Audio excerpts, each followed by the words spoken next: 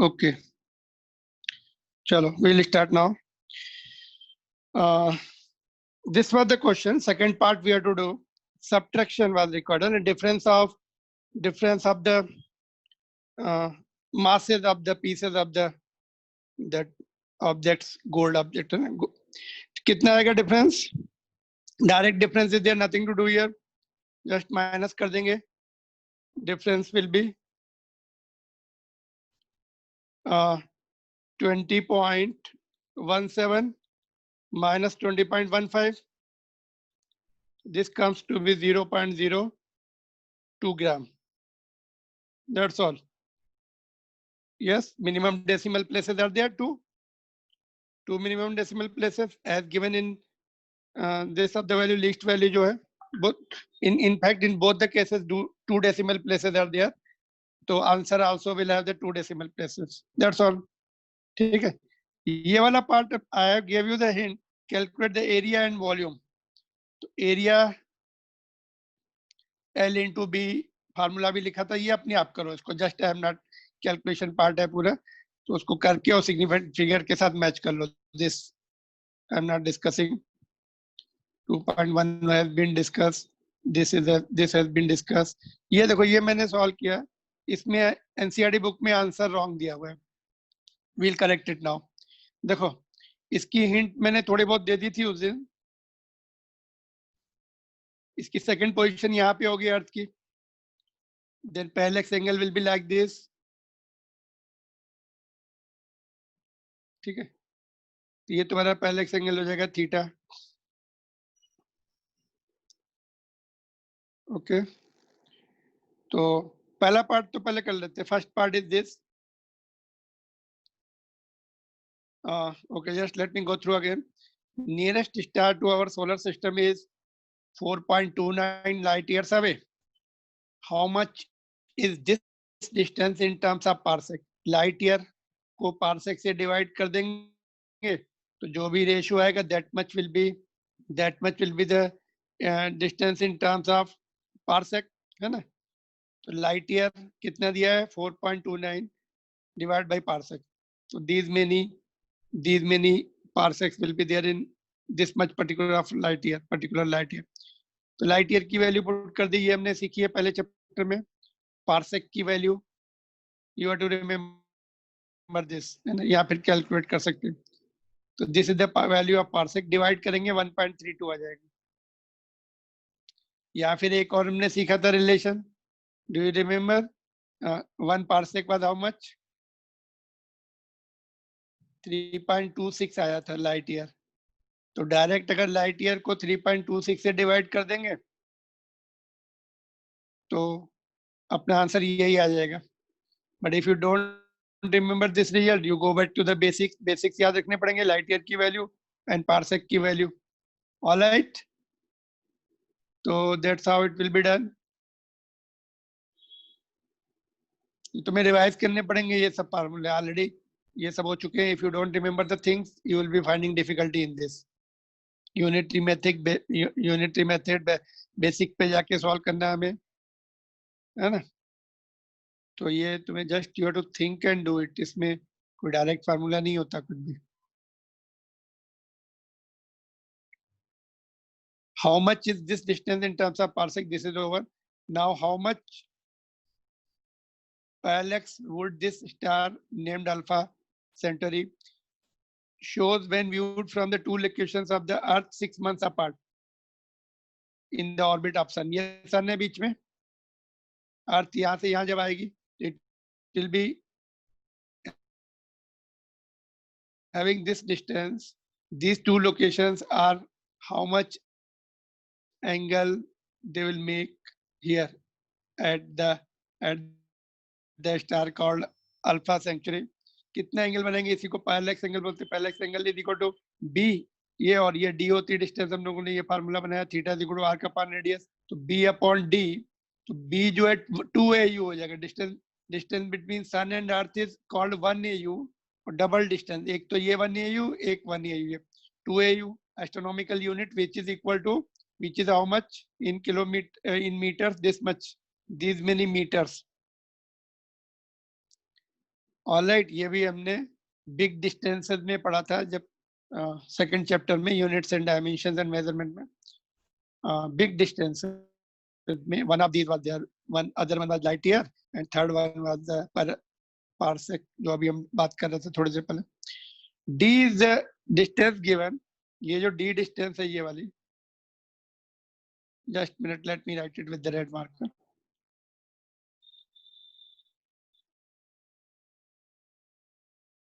This is given 4.29 light year ये. So this we will put it here in place of d. Theta is equal to b by d और r का पान radius. ये 4.29 light year की value put कर देंगे. Here is the light year. This values you have to remember, I told you. ये भी metre में आ गया, ऊपर भी मीटर में है ना. तो metre same system of units हो गया. Metre will get cancel, answer अपना रेडियन में आ जाएगा. And 1 radian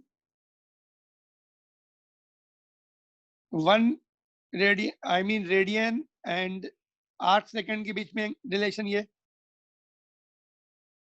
this we are taken in one of the solve example makers. वहां पे हमने सीखा था सॉल्व करना कि 1 arc second is how many radians. तो 1 arc second is this many radians, तो अपना रेडियन में आया. तो अगर हम इसको इस आंसर को इसको इस वैल्यू से डिवाइड कर देंगे तो will get arc second. Unitary method again, this you have to just think and do it. इसमें कोई डायरेक्ट फॉर्मूला नहीं. तो ये तुम्हारा आ गया था रेडियन में, एंड इस वैल्यू से डिवाइड करेंगे तो will get in seconds, arc second. 1.52 arc second answer आ रहा है. बुक्स में देखो कितना दिया है, 2.64 दिया है. तो उसको मेक इट दिस मच, 1.52. इसको ऐसे भी लिख सकते हैं या ब्रैकेट में arc second, second of arc भी लिख सकते हैं. तो ये जस्ट लेंथी कैलकुलेशन है, but you should know the method. कभी कभी क्या होता है, in place of solving they will ask you just formula. If distance is terms of D, है ना, that's all. In terms of D लिख दो, है ना. तो लाइक दिस. तो you should be knowing the formula, correct method. Calculation part sometimes, particularly competitive examination में that many calculation parts they are not asking. All right, next question देखेंगे अभी. Similar to that, this is also somewhat similar to that. When the Jupiter is at distance this many kilometers from the Earth, angular diameter is this. Angle दिया हुआ है, ये देखो, ये second double dash दिया ना, आर्क सेकंड का ये. ठीक है. Calculate the diameter of Jupiter. तो let us write the values first. Distance, अर्थ से डिस्टेंस इतनी दी है. Million means 10 to the power 6 किलोमीटर. थीटा दिया हुआ है, एंगल दिया है, parallax angle we can call it. Arc second, but 1 arc second is this many radians. इससे मल्टीप्लाई कर देंगे तो रेडियन में कन्वर्ट हो जाएगा. 1 की वैल्यू पता है तो this many arc second will be simply multiply. इतना रेडियन आ गया. तो एंगल अपना रेडियन में ऐसा यूनिट में होगा. ये किलोमीटर में है, इसको मीटर में कन्वर्ट कर सकते हैं, नहीं तो आंसर भी डायरेक्ट किलोमीटर में ही आ जाएगा अपना. तो theta is equal to B upon D, है ना. Theta is equal to B upon D. B की वैल्यू इसमें shall I make the diagram? अगर थोड़ी डिफिकल्टी जा रही, let me make it diagram. Just diagram से फिर से मैं थोड़ा सा एक्सप्लेन कर देता हूँ. When the planet Jupiter is this many kilometers from the Earth. Okay, Jupiter is here somewhere. और अर्थ को यहाँ पे लेना. ऑलराइट. तो डिस्टेंस डी दिया हुआ है. Angular diameter is measured to be this much arc. Calculate the diameter of.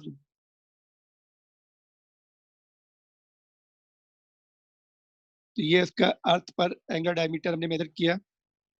This is Jupiter, ये एंगल दिया थीटा, और ये डायमीटर जुपिटर का जो होगा वो बी ले लेंगे, और ये डिस्टेंस जो है डी लेते हैं हम लोग। ऑलराइट, तो theta is equal to B by D, तो डी दिया हुआ है अपने को, ये है ना, डी इज गिवन, और थीटा भी दिया है, it was given in seconds, arc second यहाँ पे दिया। कैसे पता लगा? ये डबल डैश लगा है ना, दैट इज आर्क सेकंड, यहाँ भी देखो आर्क सेकंड। तो उसको हमने रेडियन, ये जो पहले वैल्यू सीखी थी उससे मल्टीप्लाई करके रेडियन में कन्वर्ट कर लिया। तो now theta is equal to arc upon radius B by D, just B by D. तो वैल्यू पुट करके बी निकाल लिया, that is the diameter of the Jupiter, इतना आ गया, किलोमीटर में आ गया। अभी इधर ये हम पहले इसको मीटर में कन्वर्ट कर लेते, बाद में फिर से किलोमीटर में करते, बट डायरेक्टली हमने इसको किलोमीटर में कन्वर्ट कर लिया, अपना आंसर भी किलोमीटर में आ गया। It comes these many kilometers, which is equal to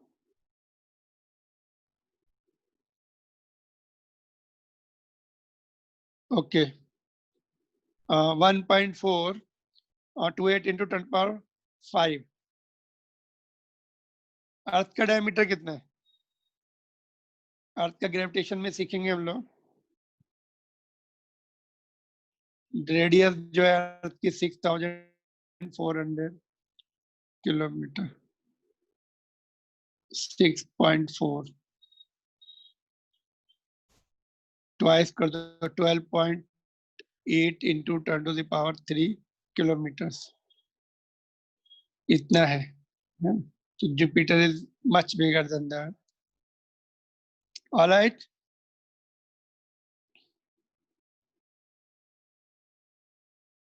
Any difficulty, just you can unmute and ask.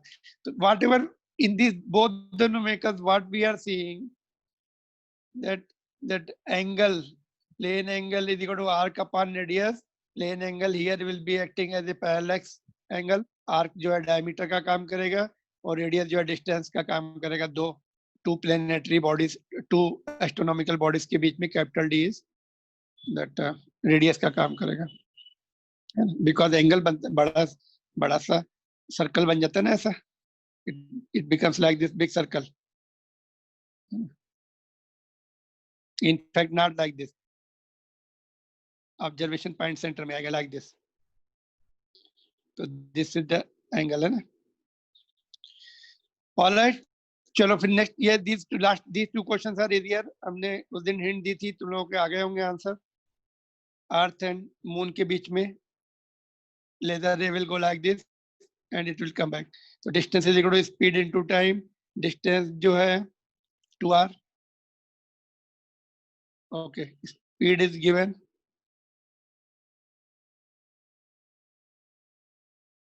नहीं दी होगी तो तुम्हें याद रखनी पड़ेगी, स्पीड ऑफ लाइट से चलती laser, multiplied by time given, this में the time given.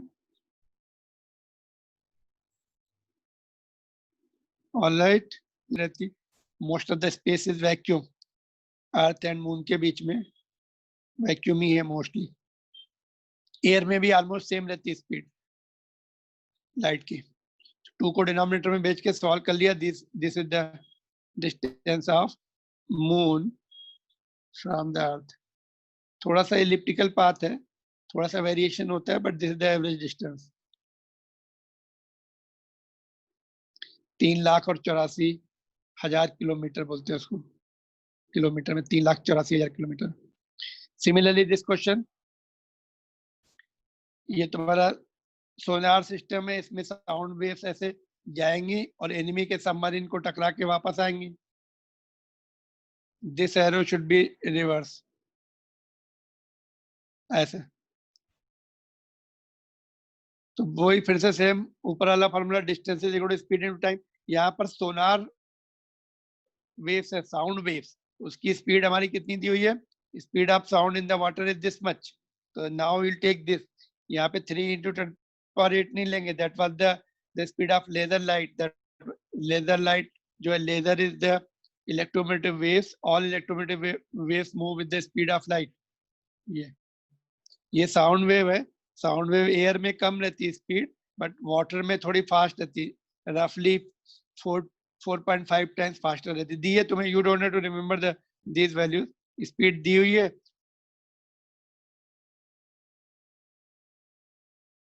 Time of return is 77 seconds,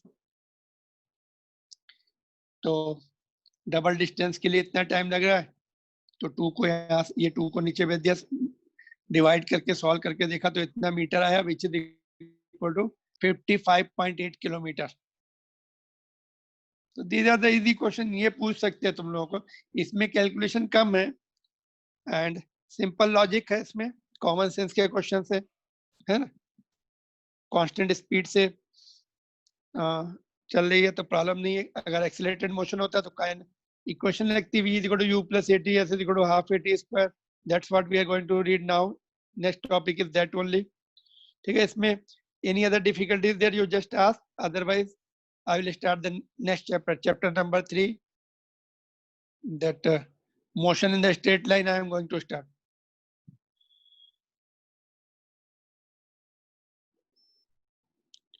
objective paper थोड़ा करते रहो, अगर तुम्हें डाउट है अभी, if you have any doubt in the any question you ask, और you can ask it later on, but उसमें फिर तुम्हें पर्सनली पूछना पड़ेगा, डाउट सेशन तुम्हारा रखना पड़ेगा एक दिन।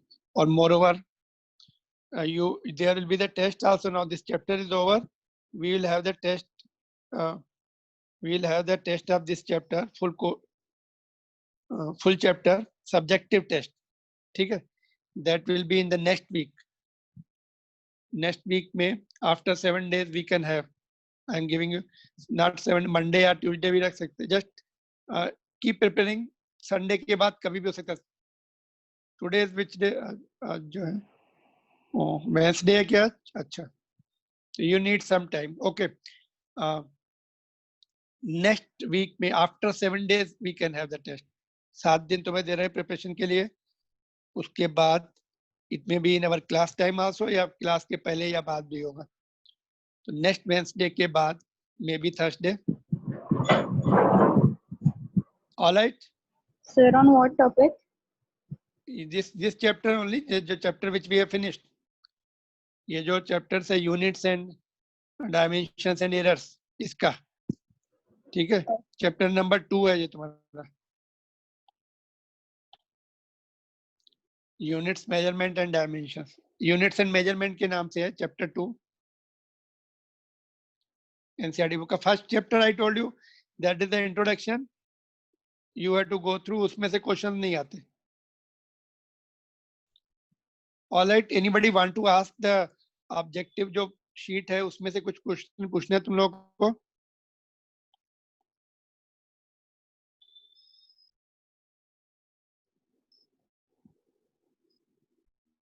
एक्सेप्ट द जो मैंने राउंड किए हुए थे उसको छोड़ के, if you want to ask anything you can just now ask before we switch on, move on to the next chapter. Almost similar question हमने क्लास में किए हैं, कुछ क्वेश्चन तो किए ही हैं, डायरेक्ट क्वेश्चन ये वाला किया है हमने क्लास में, ये किया है, इसके सिमिलर किया हुआ 17, एंड ये वाला तुम्हारा 29, ये एक जैसे क्वेश्चन दिख रहे हैं मुझे।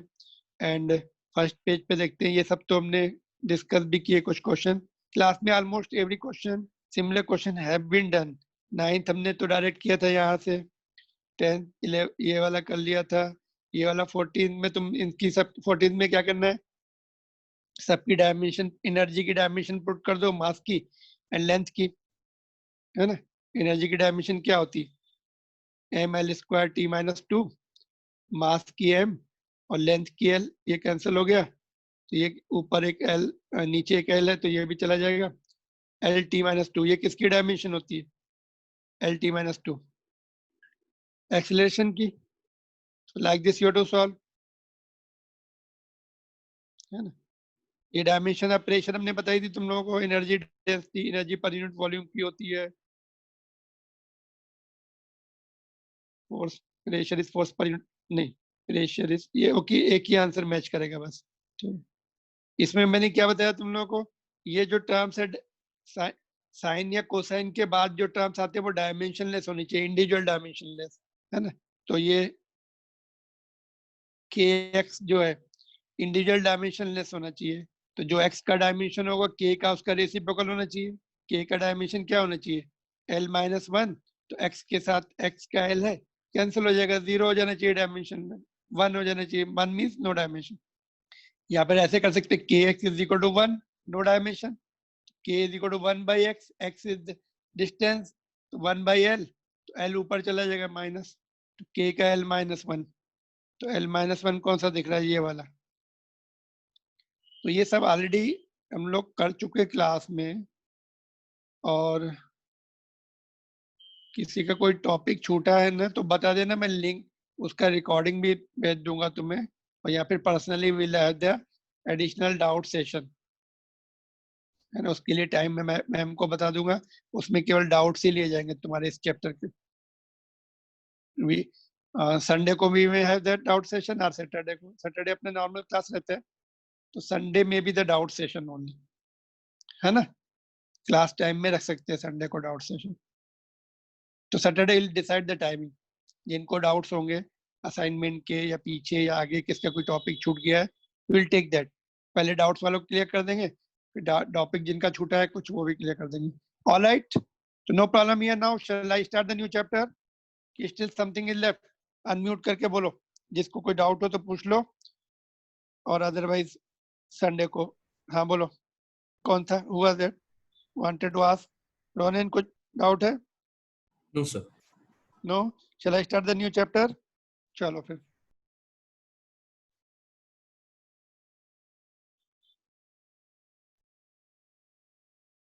Chapter 3 of NCERT book, motion in the straight line,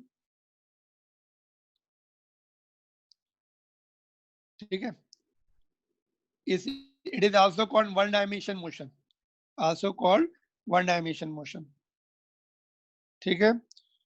तो if I ask you at this moment,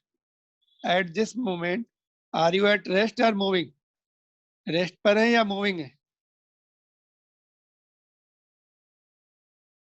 बताओ, आर यू एट रेस्ट और मूविंग? So, रेस्ट पर है और नोबडी इज मूविंग। सब लोग बैठ के पढ़ाई कर रहे हैं, तो answer is rest and moving both. तो यू में बी वंडरिंग, अरे मूविंग कैसे? रेस्ट पर तो ठीक है, with respect to your room, wherever you are sitting, with respect to that walls of the room, you are at rest. Room के जो surroundings हैं, रूम के जो ऑब्जेक्ट हैं, उसके रिस्पेक्ट में तो रेस्ट पर हो तुम, ऑलराइट। बट मूविंग किसके रिस्पेक्ट में है? फिर हम लोग मूविंग किसके रिस्पेक्ट में है? इफ Earth, समबडी, हाँ नहीं, सर अर्थ के मोशन रिस्पेक्ट ऑफ नहीं, अर्थ। हाँ अर्थ के रिस्पेक्ट में मूव नहीं कर रहे हैं, अर्थ के रिस्पेक्ट में भी रेस्ट पर है, but earth itself is moving, तो along with the earth we are moving. If somebody observe us from some other planet, है ना, तो they will say okay, earth is moving, therefore all the objects on the earth are moving, ठीक है। तो एक ये relative term हो गया, है ना। हम मोशन जो है कहाँ से ऑब्जर्व कर रहे हैं उस पर डिपेंड कर रहा है, राइट। जैसे ट्रेन में है, you are in the train, and if other you are in the train which is at rest, but if other train move, तो ऐसा लगता है कि वी आर मूविंग, और जबकि अदर ट्रेन मूव कर रही है। या फिर when our train moves, that time object on the earth they are moving backward, तो हमें ऐसा लग रहा है कि वो पीछे जा रहे हैं, बट अर्थ पे कोई ऑब्जर्वर है तो वो बोलेगा नहीं, ट्रेन आगे जा रही। तो दोनों के लिए मोशन की सिचुएशन, डेफिनेशन, सिचुएशन अलग है। तो मोशन को कैसे डिफाइन करेंगे? How do we define it? देखो कैसे डिफाइन करेंगे। Motion is defined as change of position of object with respect to surrounding with respect to time.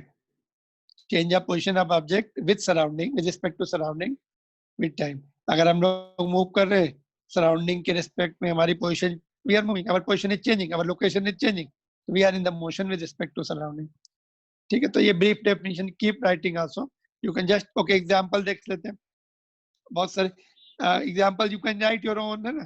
तो जैसे electron moves around the nucleus, Of course, we cannot see it. Electron cannot be seen moving, very very small. But अच्छा, ये बताओ electron microscope क्या करता है? Electron microscope में हम क्या देखते हैं? Do we see the electron? Have you heard the electron microscope? Electron microscope सुना है? Yes, sir.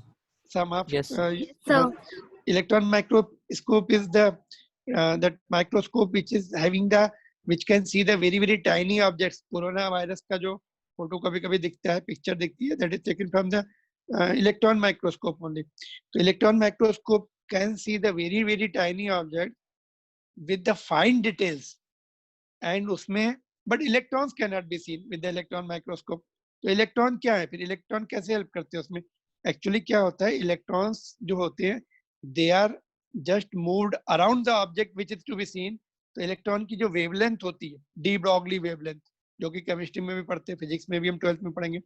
तो that de Broglie wavelength is used to resolve the objects.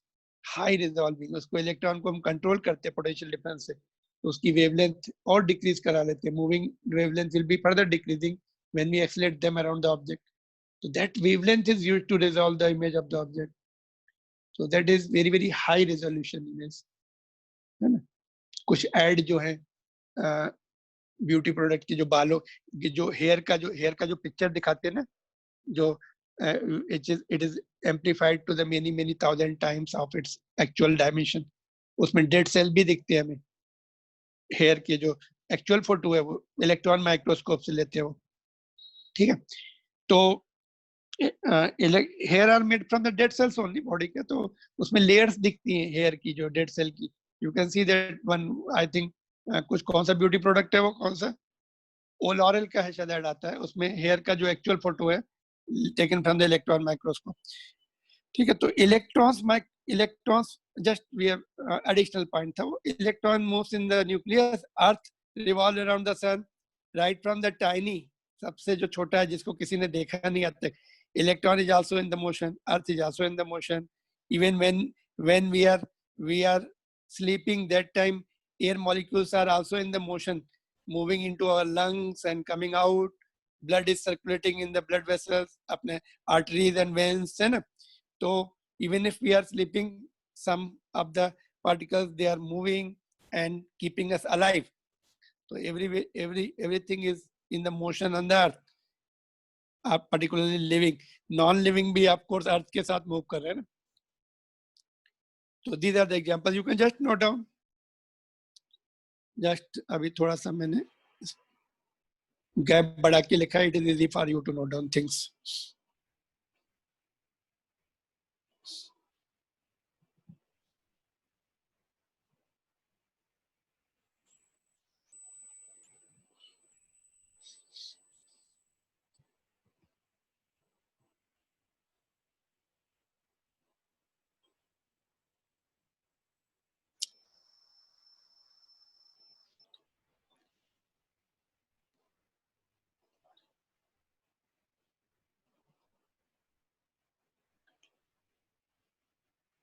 Alright, चलो देखते हैं आगे. ये मैंने एग्जांपल दी, डोंट राइट, ये एग्जांपल्स हैं. ओके, इसके बाद क्या है? Straight line motion is also called rectilinear motion. Rectilinear, moving in the straight line. Linear motion on the line, one on the straight line object is moving, so it is also called rectilinear. अगर कोई ऐसे ऐसे move कर रहा है तो curvilinear बोलते हैं, कर्व में जा रहा है. ऑलराइट, तो keep noting.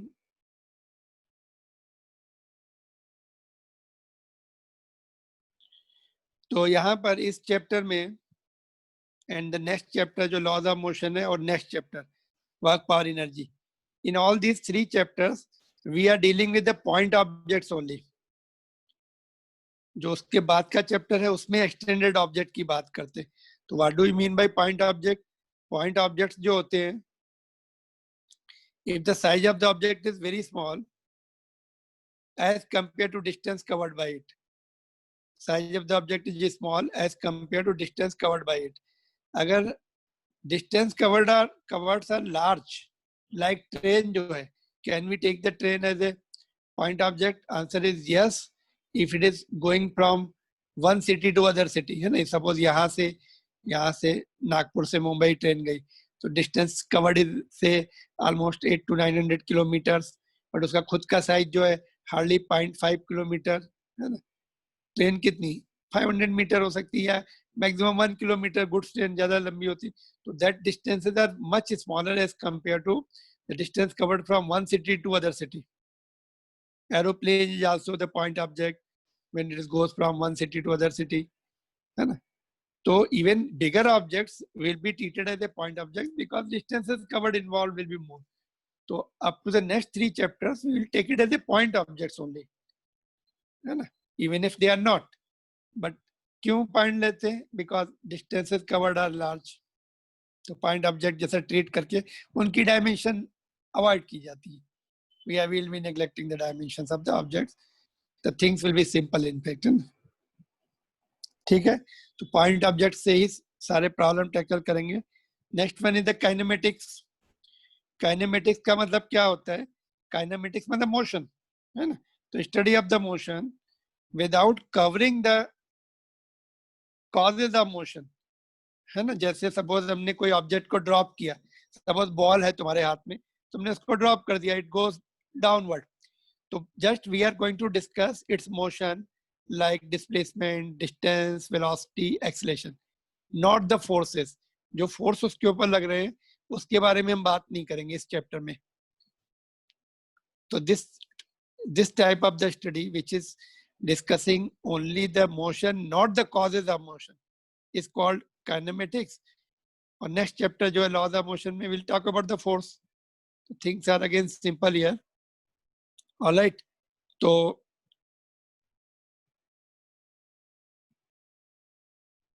you can keep noting the points. Just थोड़ा सा brief definition we are writing. इसके बाद जो है next term is the frame of reference.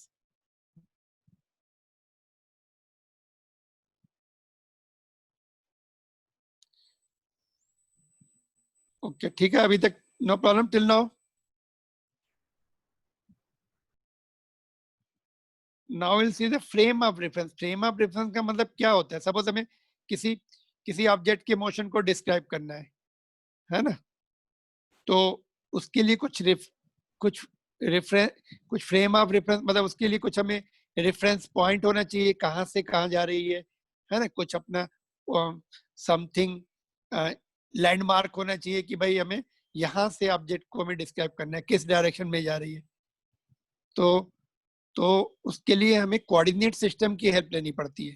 तो coordinate system is called frame of reference, है ना. Suppose you are on the earth, तो अर्थ में हम अपना कोऑर्डिनेट सिस्टम बना लेंगे, है ना. सपोज यू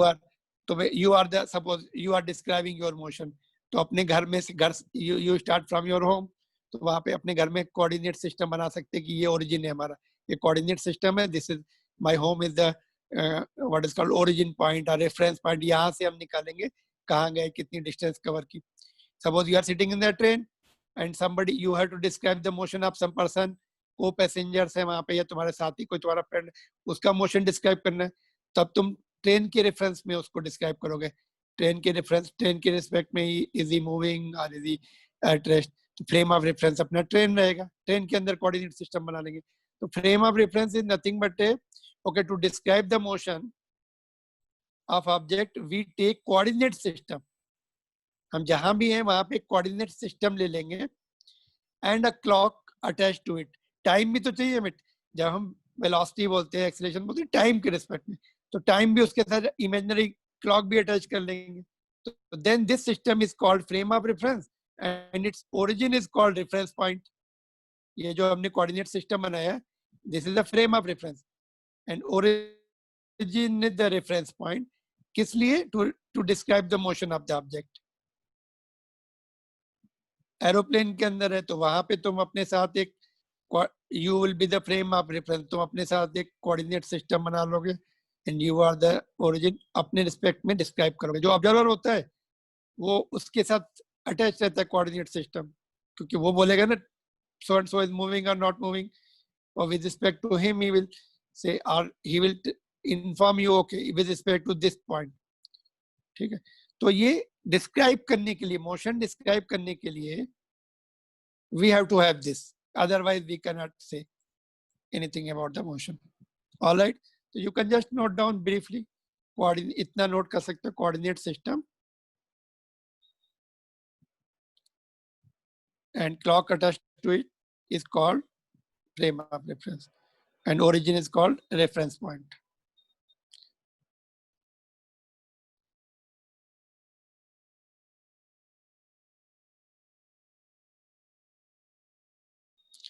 अच्छा, ये do you know Z axis पता है तुम लोगों को? देखो जेड एक्सिस कैसा होता है, तुम लोगों ने एक्स एंड वाई एक्सिस पढ़ा है ना, ये तुम्हारा एक्स एक्सिस हो गया, ये वाई हो गया, ये जेड, जेड एक्सिस देखो यहाँ पे मैंने ये डायग्राम बनाया हुआ है, ये एक बॉक्स लिया है, this is x axis, this is y axis और ये जेड एक्सिस रहेगा ऐसा। बॉक्स की जो थर्ड साइड रहेगी जेड एक्सिस रहती है, वो ये नेगेटिव एक्स एक्सिस रहता है, नीचे नेगेटिव वाई और ये नेगेटिव जेड एक्सिस रहेगा। तो all are at right angle to each other. इसमें देखो हमें नहीं दिख, ये तो राइट एंगल दिख रहा है, ये वाला नहीं समझ में आ रहा है। This is this angle, box की जो ये वाली जो साइड्स है, ये वाली जो सरफेस है इसकी साइड्स, एंड ये ग्राउंड अपना जो बेस है ये, तो all three are at right angle. ठीक है, थ्री डायमेंशनल है ये। तो ऊपर मैंने बनाया ये बॉक्स इसको समझाने के लिए, जेड एक्सिस समझाने के लिए। Clear now? Z axis is clear to you? अगर तुम लोगों ने 10th में नहीं पढ़ा है तो।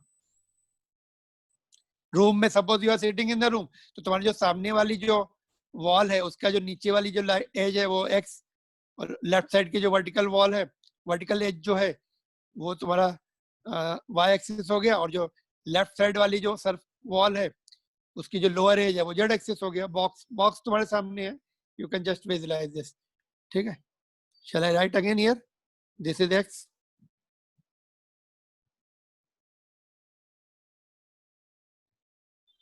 वाई एंड ये जेड है।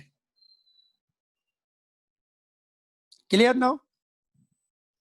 Okay, now if one of the coordinates X Y Z तीनों में से एक या more, if one of the coordinates change, then it is then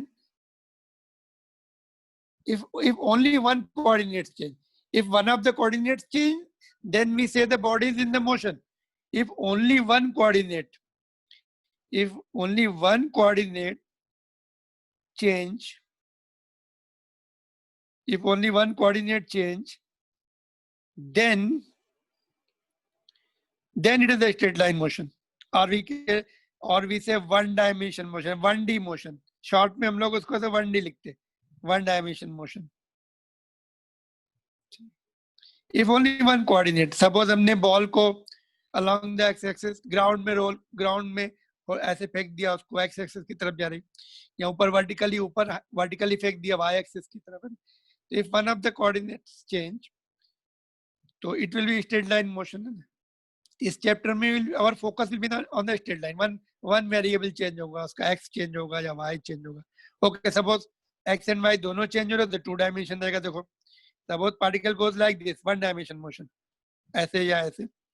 if particle goes in this x Y plane, जैसे ऐसे, इसका एक्स कोऑर्डिनेट भी change हो रहा है, वाई भी चेंज हो रहा है, तो it will B 2 dimension motion.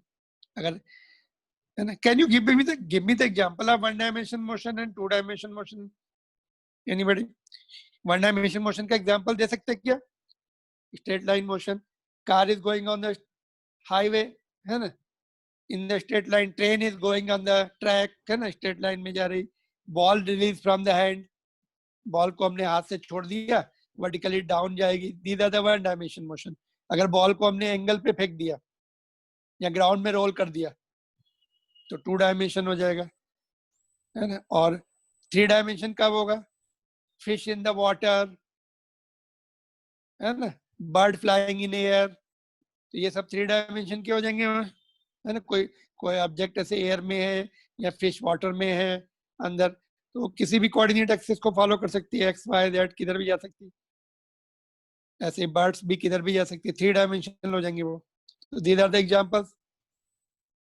ठीक है, तो examples of 1 dimension, 2 dimensional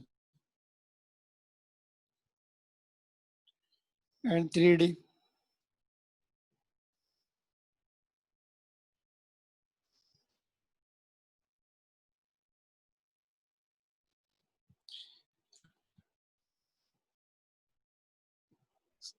to dimension motion का सर्कुलर मोशन भी, 2D का example circular motion.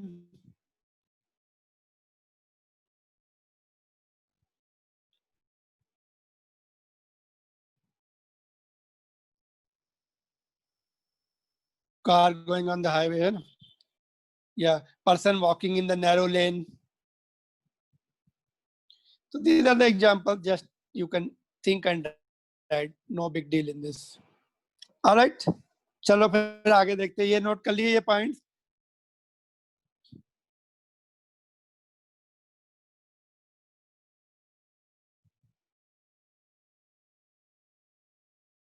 Okay, let us see the example. नहीं, अभी हम लोग जो है we are going to see that what is, how do we define the distance, how do we define the displacement. ये दो टर्म आज सीखेंगे, and tomorrow will see average speed, average velocity. तो सबसे पहले हम लोग डिस्टेंस डिफाइन करते हैं, ठीक है। तो distance is the total path length. किसी कोई ऑब्जेक्ट कितना डिस्टेंस ट्रेवल कर रहा है, तो total path length. Suppose you start from your home, घर से तुम गाड़ी लेके निकले, है ना, तो कितना तुमने पाथ कवर किया रोड, वापस घर में आ गए, है ना, तो कितना पाथ कवर किया कंप्लीट जर्नी में, that will be the distance, है ना, टोटल पाथ लेंथ, है ना। तो for example car goes from O to P, O to P, sorry, in the straight line and comes back to Q. तो find out the distance covered. तो O से P तक कितना है, 360, और P से Q कितना है, डिफरेंस ऑफ बोथ 360 माइनस 240, 120। तो total distance covered will be 360 plus 120, 480 metre. Add करना है ऐसे, पहले दिया है, सपोज हमने एग्जांपल लिया यहाँ पे, if car goes from O to P in the straight line and comes back to Q, है ना, O से P गई तो डिस्टेंस कवर्ड, तो ऐड कर दो कितना पाथ उसने, कितना रोड कवर किया, कितनी लेंथ का रोड कवर किया, तो दैट इज द डिस्टेंस, ठीक है। तो examples just you can write this much only, this is enough examples, तो you can just skip. Distance is total path length. तो डिस्टेंस के पॉइंट्स क्या लिख सकते हैं हमें, और it is a scalar quantity. हम लोग नेक्स्ट चैप्टर में वेक्टर एंड स्केलर पढ़ने वाले हैं, है ना, तो वो नेक्स्ट चैप्टर में है, but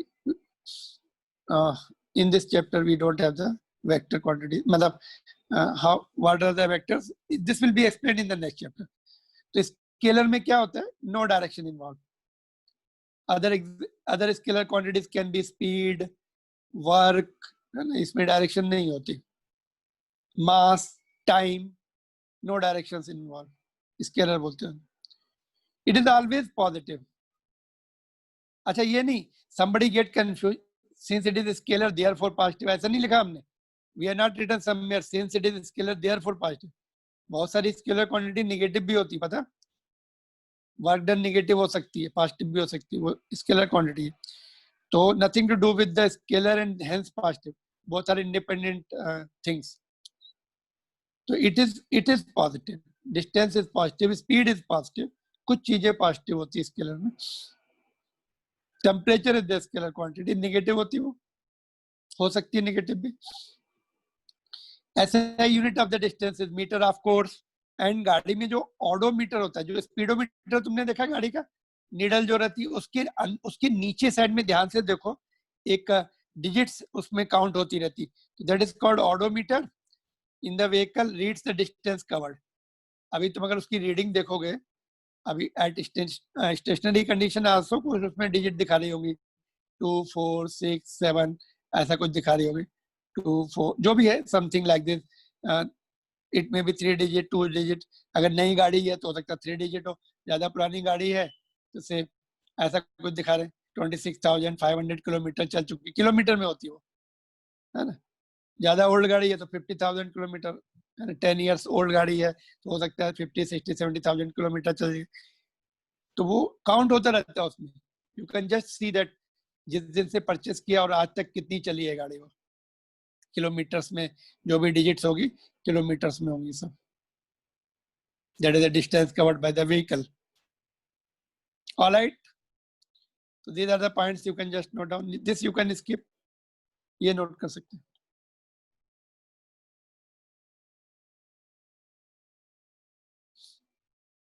Just will wind up in 2 minutes.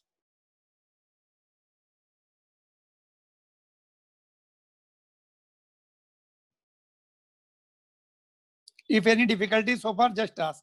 Unmute and ask. Otherwise, I will continue. Okay, no problem. Just note down quickly. You can just write keywords only. Scalar, positive, SI unit meter. And ऐसे थोड़ा सा briefly भी लिखेंगे तो चलेगा.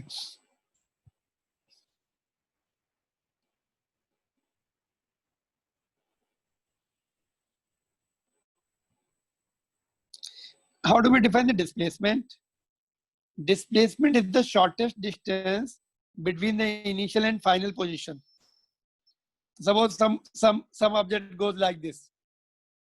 तो displacement क्या होगा? Initial से final position में arrow draw कर दो. This is indicating displacement.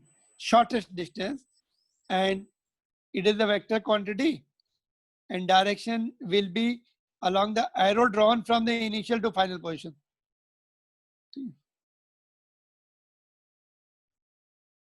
Suppose somebody, okay, again, suppose some particle goes like this, then it turns like this.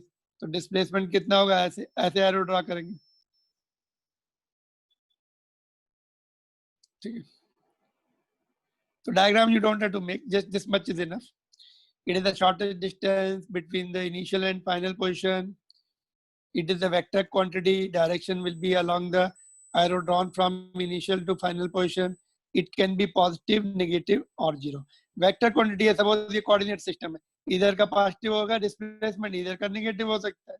और वापस अपनी जगह आ गए तो zero हो सकता है. Positive, negative or zero. SI unit of course is meter.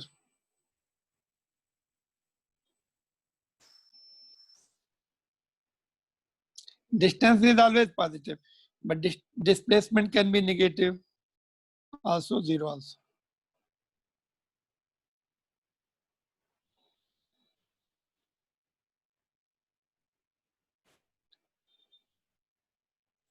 Vector quantity में जनरली नेगेटिव मींस किसके रिस्पेक्ट में अपोजिट डायरेक्शन होती है. सपोज ये पॉजिटिव है तो ये नेगेटिव होगी. Suppose you have taken this direction negative तो this will be positive. Negative means it is opposite to some direction which we have earlier given it positive है ना. सपोज तुमने ये वाली डायरेक्शन पॉजिटिव दी है तो नीचे नेगेटिव हो सकती है. अगर ऊपर नेगेटिव ली है तो नीचे पॉजिटिव हो जाएगी. Opposite to that, negative positive are indicating opposite directions. इन खासतौर से वेक्टर क्वांटिटीज के लिए. Not always. टेम्परेचर में पॉजिटिव नेगेटिव समथिंग एल्स है ना. नेगेटिव मींस जीरो से कितना कम है वो. बट वेक्टर क्वांटिटीज में positive negative will be indicating opposite direction. Alright, थोड़ा सा इसका हम एक दो क्वेश्चन देके फिर वाइंड अप कर देते हैं. ओके, ये देखो, ये सिचुएशन देखते हैं थोड़ा सा. ये डायग्राम को थोड़ा सा मैं ऊपर कर लेता हूँ. हाँ देखो, for example in above case या below case, car goes from the origin O to P, then comes back to Q while moving. अच्छा, इसमें straight line की जरूरत नहीं. car can go like this and come like this or can come like this. ऐसे ऐसे आ सकती. doesn't matter. Distance में mention करना पड़ता है स्ट्रेट लाइन. इसमें कुछ भी नहीं, ऐसे ऐसे जा सकती, ऐसे आ गई. तो it comes to Q finally. तो initial point is they. Okay, sorry एक मिनट देखते हैं. O to P then comes to Q. तो कहीं भी गई कोई फर्क नहीं पड़ता. इनिशियल इज दिस, फाइनली कहां पर है? Q पर. Final is this. This is your displacement. You don't have to see P पर गई थी तो वो कितना है. यू डोंट नो, उसकी हिस्ट्री हमें नहीं पता रहती. Displacement we don't know the history, कहां जाके कहां आई. But we know initial position, final position, draw the arrow, that's all. इसका डिस्प्लेसमेंट कितना होगा? ये 240 दिखा रहा है. 0 to 240. किस पास से गई, कहां गई, we don't know. 240 along the positive x axis. Direction भी लिख रहे हैं along the positive x axis. Clear this? Displacement का कॉन्सेप्ट क्लियर हो गया? बट डिस्टेंस भी लिखना है, तब हमें उसकी हिस्ट्री पता होनी चाहिए, कहाँ से जाके क्यों पर आई. तो now just I can see. Okay, एक पॉइंट और देखो, magnitude of displacement can be less than और इक्वल टू डिस्टेंस. अगर वो डायरेक्ट गई होती है ऐसे तो डिस्टेंस एंड डिस्प्लेसमेंट इक्वल आता, बट अगर वो पी पर जाके फिर क्यू पर आई तो डिस्टेंस विल बी मोर और डिस्प्लेसमेंट विल बी लेस. ये डिस्प्लेसमेंट होगा, ऊपर वाला डिस्टेंस होगा. तो magnitude of displacement can be less than और इक्वल टू डिस्टेंस. तो ये यूजफुल पॉइंट है, कभी इस पे क्वेश्चन भी आ सकते हैं. ऑलराइट, तो this is the topic today. इसकी होमवर्क दे के मैं वाइंड अप कर रहा हूँ. 2 or 3 homeworks are there and then you can just पढ़. बताओ फिर, यहाँ तक कोई डाउट है तो पूछ लो, बोलो. चलो फिर इसका होमवर्क लिखते हैं. एक तो इसी डायग्राम का, ये तुम्हारी टेक्स्ट बुक का डायग्राम है, एनसीईआरटी बुक का. Refer the diagram, find distance and displacement if car goes from O to P and P to R. यहाँ पर आ गई. तो तुम्हें क्या क्या लिखना है? डिस्टेंस एंड डिस्प्लेसमेंट लिखना है. ठीक है.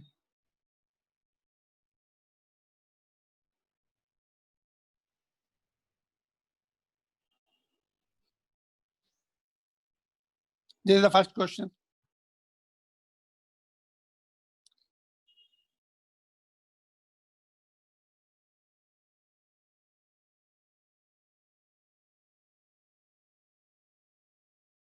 Okay. This you are written, this statement.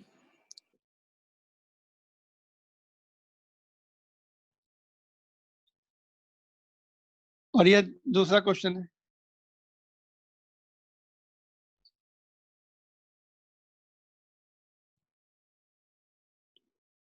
Particle goes from A to B in the straight line, then B to C in the straight. Diagram दिया है, इसका मतलब एरो दिए हैं, तो you can C straight line में जा रही.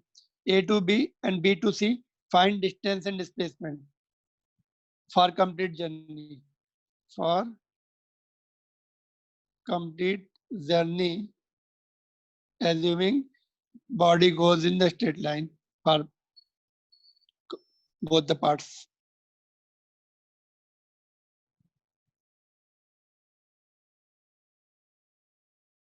ये 90 डिग्री एंगल है.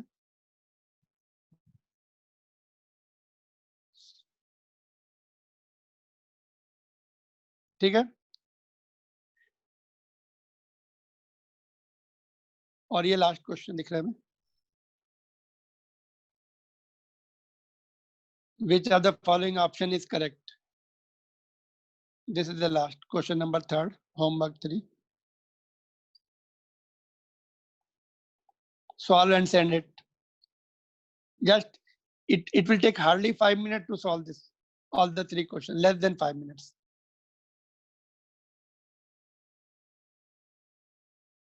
ठीक है, एक मिनट देखो. Nothing is. नेक्स्ट क्लास में हम लोग यूनिफॉर्म मोशन पढ़ने वाले हैं, एवरेज वेलोसिटी, एवरेज स्पीड पढ़ेंगे एंड सो ऑन. उसके बाद एक्सेलरेशन, फिर डिफरेंशियल कैलकुलस पढ़ेंगे. नया टॉपिक रहेगा तुम्हारे लिए, differential calculus. That will be I think day after tomorrow.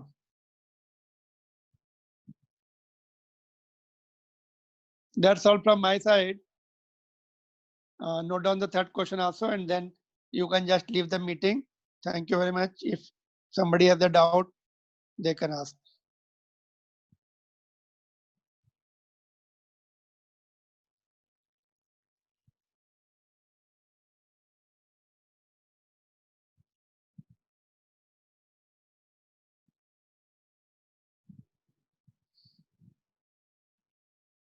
Sir, can you please show the first homework question?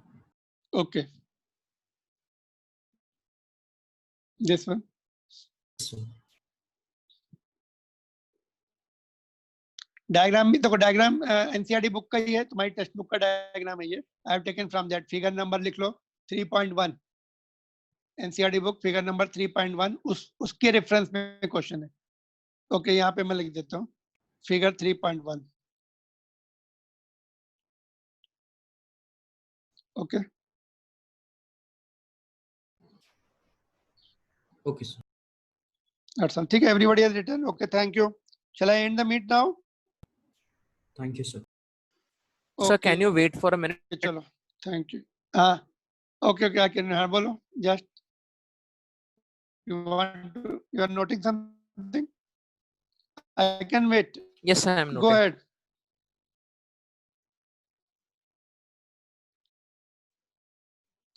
Okay, okay, just I'll wait.